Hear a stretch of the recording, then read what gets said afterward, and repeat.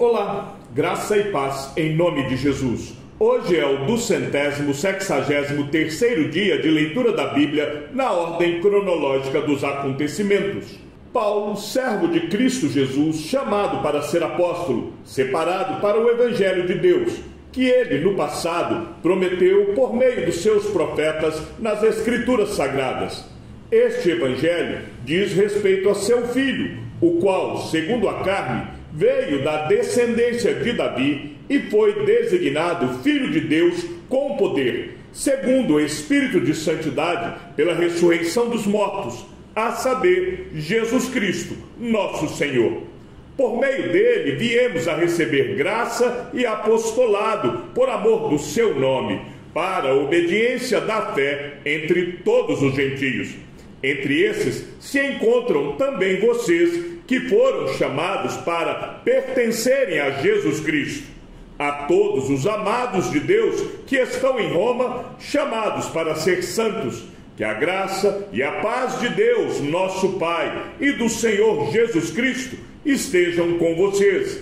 Em primeiro lugar, por meio de Jesus Cristo, dou graças ao meu Deus por todos vocês, porque a fé que vocês têm é proclamada no mundo inteiro. Pois Deus, a quem sirvo em meu espírito, no Evangelho de seu Filho, é minha testemunha de como nunca deixo de fazer menção de vocês em todas as minhas orações, pedindo que, em algum momento, pela vontade de Deus, surja uma oportunidade de visitá-los, porque desejo muito vê-los, a fim de repartir com vocês algum dom espiritual, para que vocês sejam fortalecidos, isto é, para que nos consolemos uns aos outros por meio da fé mútua, a de vocês e a minha. Quero que vocês saibam, irmãos, que muitas vezes me propus a ir visitá-los, no que tenho sido até agora impedido, para conseguir algum fruto igualmente entre vocês, assim como também tenho conseguido entre os outros gentios. Pois sou devedor tanto a gregos como a bárbaros, tanto a sábios como a insensatos. Por isso, quanto a mim, estou pronto para anunciar o Evangelho também a vocês que estão em Roma, pois não me envergonho do Evangelho, porque é o poder de Deus para a salvação de todo aquele que crê, primeiro do judeu e também do grego, porque a justiça de Deus se revela no Evangelho, de fé em fé, como está escrito: o justo viverá por fé.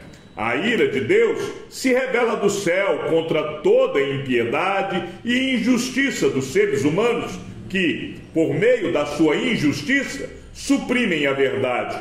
Pois o que se pode conhecer a respeito de Deus é manifesto entre eles, porque Deus lhes manifestou. Porque os atributos invisíveis de Deus, isto é, o seu eterno poder e a sua divindade, claramente se reconhecem desde a criação do mundo, sendo percebidos por meio das coisas que Deus fez. Por isso, os seres humanos são indesculpáveis, porque, tendo conhecimento de Deus, não o glorificaram como Deus, nem lhe deram graças. Pelo contrário, se tornaram nulos em seus próprios raciocínios e o coração insensato deles se obscureceu. Dizendo que eram sábios, se tornaram tolos e trocaram a glória do Deus incorruptível por imagens semelhantes ao ser humano corruptível, às aves, aos quadrúpedes e aos répteis. Por isso, Deus os entregou à impureza pelos desejos do coração deles, para desonrarem o seu corpo entre si. Eles trocaram a verdade de Deus pela mentira, adorando e servindo a criatura em lugar do Criador, o qual é bendito para sempre. Amém. Por causa disso, Deus os entregou a paixões vergonhosas, porque até as mulheres trocaram o modo natural das relações íntimas por outro, contrário à natureza. Da mesma forma, também os homens, deixando o contato natural da mulher, se inflamaram mutuamente em sua sensualidade, cometendo indecência, homens com homens, e recebendo em si mesmos a merecida punição do seu erro. E por haverem desprezado o conhecimento de Deus, o próprio Deus os entregou a um modo de pensar reprovável, para praticarem coisas que não convêm. Estão cheios de todo tipo de injustiça, perversidade, avareza e maldade. Estão cheios de inveja, homicídio, discórdia, engano e malícia. São difamadores, caluniadores, inimigos de Deus, insolentes, arrogantes, orgulhosos, inventores de males, desobedientes aos pais, insensatos, desleais, sem afeição natural e sem misericórdia. Embora conheçam a sentença de Deus, de que os que praticam tais coisas são passíveis de morte, eles não somente as fazem, mas também aprovam os que as praticam. Por isso, você é indesculpável quando julga os outros, não importando quem você é, pois naquilo que julga o outro, você está condenando a si mesmo, porque pratica as mesmas coisas que condena. Bem sabemos que o juízo de Deus é segundo a verdade contra os que praticam tais coisas. E você, que condena os que praticam tais coisas, mas faz o mesmo que eles fazem, pensa que conseguirá se livrar do juízo de Deus? Ou será que você despreza a riqueza da bondade, da tolerância e da paciência de Deus, ignorando que a bondade de Deus é que leva você ao arrependimento?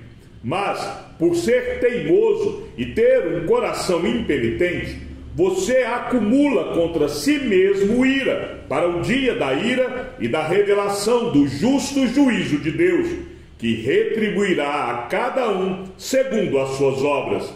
A vida eterna aos que, perseverando em fazer o bem, procuram glória, honra e incorruptibilidade, mas ira e indignação para os egoístas, que desobedecem à verdade e obedecem à injustiça.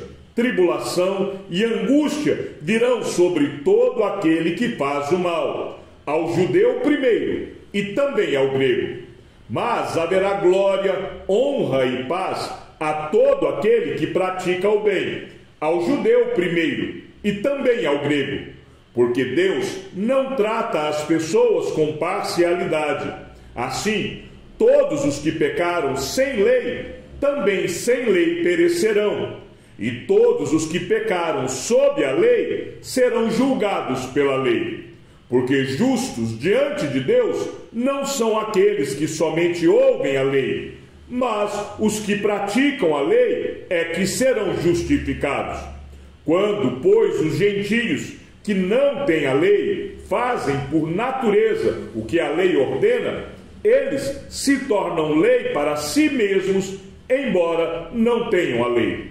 Estes mostram a obra da lei gravada no seu coração, o que é confirmado pela consciência deles e pelos seus pensamentos conflitantes, que às vezes os acusam e às vezes os defendem. No dia em que Deus, por meio de Cristo Jesus, julgar o segredo das pessoas de acordo com o meu evangelho. Mas, se você diz que é judeu, confia na lei e se gloria em Deus, se você conhece a vontade de Deus e aprova as coisas excelentes, sendo instruído na lei, se você está convencido de que é guia dos cegos, luz dos que se encontram em trevas, instrutor de insensatos, mestre de crianças, tendo na lei a forma da sabedoria e da verdade, você, pois, que ensina os outros, não ensina a si mesmo?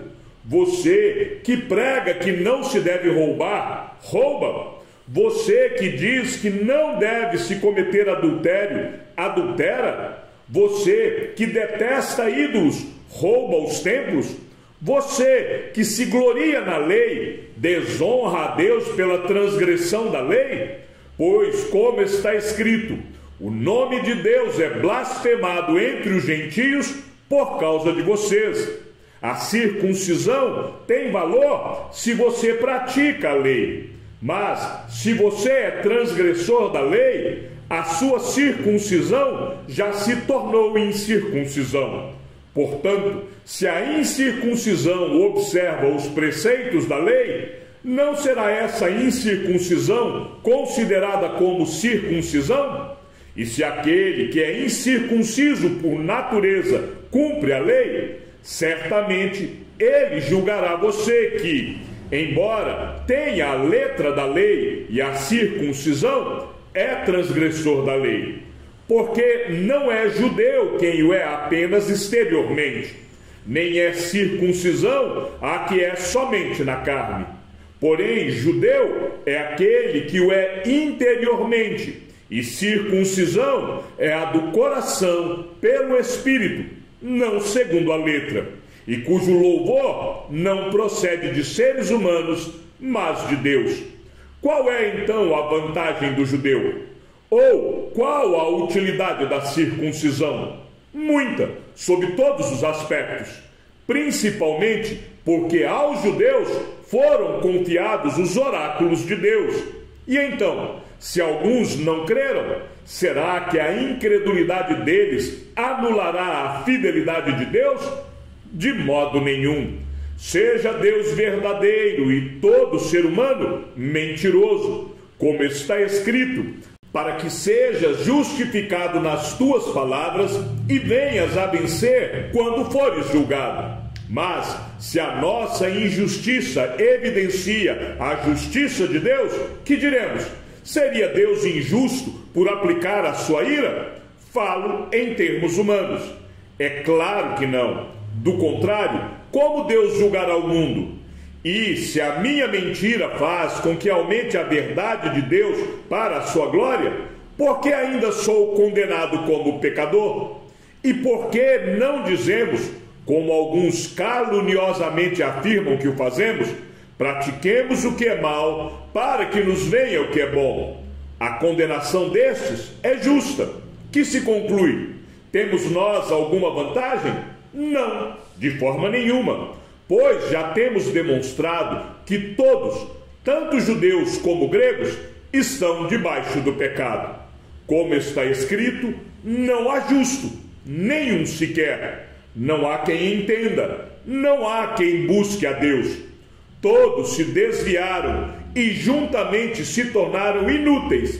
Não há quem faça o bem, não há nenhum sequer. A garganta deles é sepulcro aberto, com a língua enganam, veneno de víbora está nos seus lábios. A boca ele as tem cheia de maldição e amargura. Os seus pés são velozes para derramar sangue. Nos seus caminhos há destruição e miséria. Eles não conhecem o caminho da paz.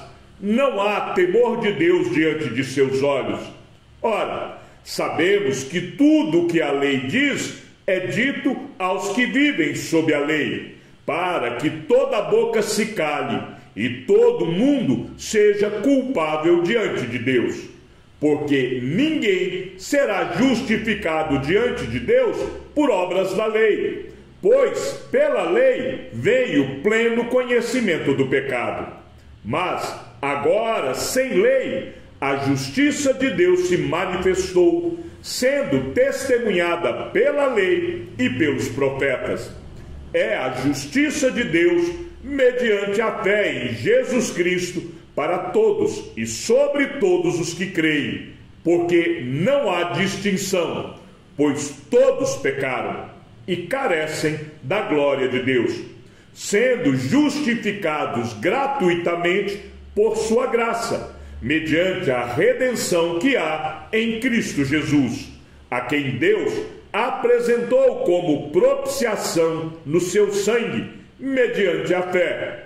Deus fez isso para manifestar a sua justiça, por ter ele, na sua tolerância, deixado impunes os pecados anteriormente cometidos, tendo em vista a manifestação da sua justiça no tempo presente, a fim de que o próprio Deus seja justo e o justificador daquele que tem fé em Jesus. Onde fica então o orgulho? Foi totalmente excluído. Por meio de que lei? A lei das obras? Não, pelo contrário, por meio da lei da fé. Concluímos, pois, que o ser humano é justificado pela fé, independentemente das obras da lei. Ou seria Deus apenas Deus dos judeus? Será que não é também Deus dos gentios? Sim, também dos gentios, visto que Deus é um só, o qual justificará o circunciso a partir da fé e o incircunciso por meio da fé. Anulamos então a lei por meio da fé? De modo nenhum. Pelo contrário, confirmamos a lei. Que diremos então a respeito de Abraão, nosso pai segundo a carne? O que foi que ele conseguiu? Porque se Abraão foi justificado por obras, tem do que se orgulhar, porém não diante de Deus. Pois o que diz a Escritura? Ela diz: Abraão creu em Deus, e isso lhe foi atribuído para a justiça. Ora, para quem trabalha, o salário não é considerado como favor, mas como dívida. Mas para quem não trabalha, porém crê naquele que justifica o ímpio, a sua fé lhe é atribuída como justiça. E é assim também que Davi declara ser bem-aventurado aquele a quem Deus atribui justiça, independentemente de obras. Davi disse: bem-aventurados aqueles cujas transgressões são perdoadas e cujos pecados são cobertos. Bem-aventurado aquele a quem o Senhor jamais atribuir pecado. Esta bem-aventurança vem apenas sobre os circuncisos? Ou será que ela vem também sobre os incircuncisos? Porque dizemos: a fé foi atribuída a Abraão para a justiça. Como, pois, lhe foi atribuída? Estando ele já circuncidado ou sendo ainda incircunciso? Não foi no regime da circuncisão, mas quando ele ainda não havia sido circuncidado. E Abraão recebeu o sinal da circuncisão como selo da justiça da fé que teve quando ainda não havia sido circuncidado. E isso para que ele viesse a ser o pai de todos os que creem, embora não circuncidados, a fim de que a justiça fosse atribuída também a eles. Ele é também pai da circuncisão, isto é, daqueles que não são apenas circuncisos, mas também andam nas pisadas da fé que teve Abraão, nosso pai, antes de ser circuncidado. A promessa de que seria herdeiro do mundo não veio a Abraão ou a sua descendência por meio da lei, e sim por meio da justiça da fé. Pois, se os da lei é que são os herdeiros, anula-se a fé e cancela-se a promessa, porque a lei suscita a ira, mas onde não há lei, também não há transgressão. Essa é a razão por que provém da fé, para que seja segundo a graça, a fim de que a promessa seja garantida para toda a descendência, não somente a descendência que está no regime da lei, mas também a descendência que tem a fé que Abraão teve, porque Abraão é pai de todos nós. Como está escrito: eu o constituí por pai de muitas nações. Diante daquele em quem Abraão creu, o Deus que vivifica os mortos e chama à existência as coisas que não existem. Abraão, esperando contra a esperança, creu para vir a ser pai de muitas nações, segundo lhe havia sido dito: assim será a sua descendência. E sem enfraquecer na fé, levou em conta o seu próprio corpo já amortecido, tendo ele quase 100 anos, e a esterilidade do ventre de Sara. Não duvidou por incredulidade da promessa de Deus, mas pela fé, se fortaleceu dando glória a Deus, estando plenamente convicto de que Deus era poderoso para cumprir o que havia prometido. Assim, também isso lhe foi atribuído para a justiça. E as palavras lhe foi atribuído foram escritas não somente por causa dele, mas também por nossa causa, visto que a nós, igualmente, nos será atribuído, a saber, a nós que cremos naquele que ressuscitou dentre os mortos, a Jesus, nosso Senhor, o qual foi entregue por causa das nossas transgressões e ressuscitou para a nossa justificação. Chegamos ao fim da leitura de nosso 263º dia. Que o Senhor seja com o teu espírito e que a graça seja com todos os que amam sinceramente a nosso Senhor Jesus Cristo. E ao Deus único e sábio seja dada toda a glória, e que a sua vida seja sempre para mais em Cristo Jesus. Um forte abraço e até amanhã, se assim o Senhor nos permitir.